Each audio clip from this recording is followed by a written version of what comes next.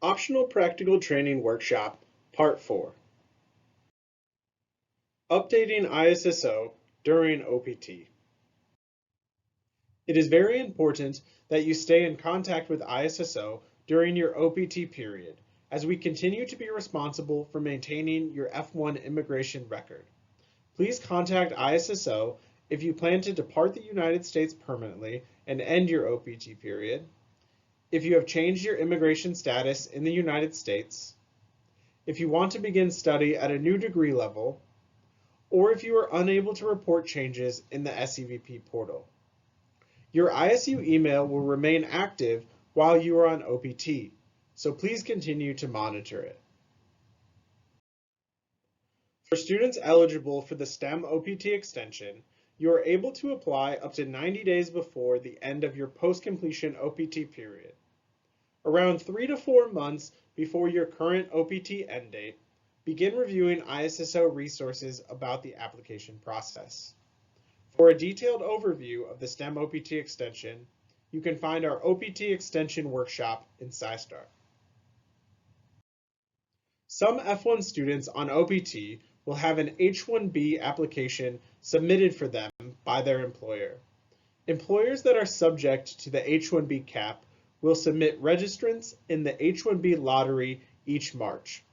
If you are selected in the lottery, then the employer can submit a full H-1B application on your behalf. If your OPT period is scheduled to end after your H-1B application is submitted, but before the standard October 1st H-1B start date, then a cap gap extension may be applied to your I-20 to temporarily extend your employment authorization up to the H-1B status start date.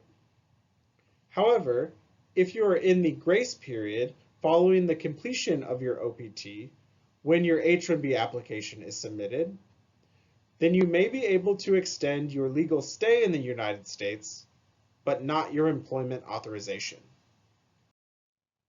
On post-completion OPT, you are allowed a maximum 90 days of unemployment. This counts only days where you do not have reported employment between the start and end dates listed on your EAD card. And this includes any weekends and holidays. You should also include in this any weeks where you worked fewer than 20 hours, unless you are on a period of authorized leave from the company, such as vacation or sick leave. These 90 days are cumulative over the entire 12 months of OPT, and they will continue to count whether you are inside or outside of the United States. It is considered a violation of your F1 status to exceed 90 days of unemployment. Doing so could affect your ability to remain in the United States legally. It is your responsibility to ensure that your employment is reported accurately in your SEVP portal account.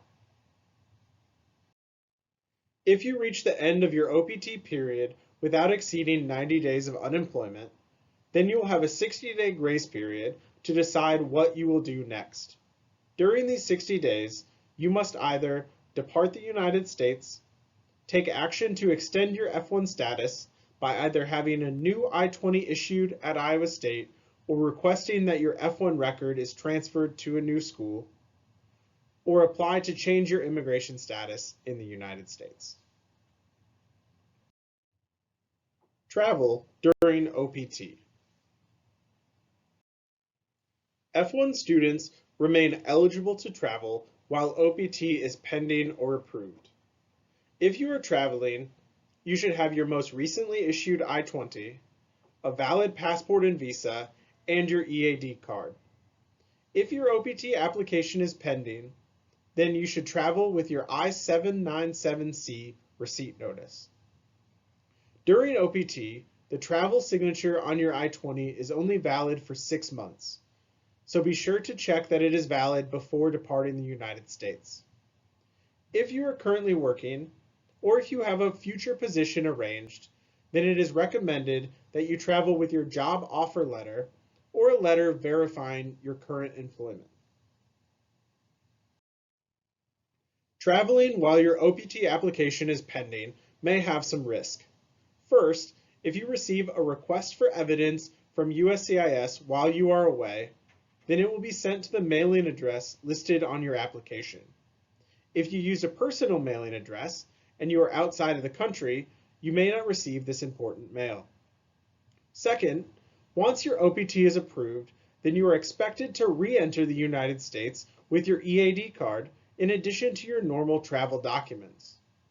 Thus, if your application is approved while you are outside of the United States, ISSO would advise that you mail your EAD card to yourself internationally, which can be expensive. If you have plans to travel while your OPT application is pending, we recommend that you use ISSO as your mailing address, and we will receive mail on your behalf. We hope that you have enjoyed this OPT workshop and that you now feel more confident in submitting your application. If you have any questions during the application process, or if you would like to discuss your OPT options in more detail, then we would love to hear from you. You can do this by emailing ISSO or your assigned international student advisor directly, or by scheduling an appointment. We look forward to speaking with you and answering any questions that you may have, and we wish you all the best on your optional practical training experience.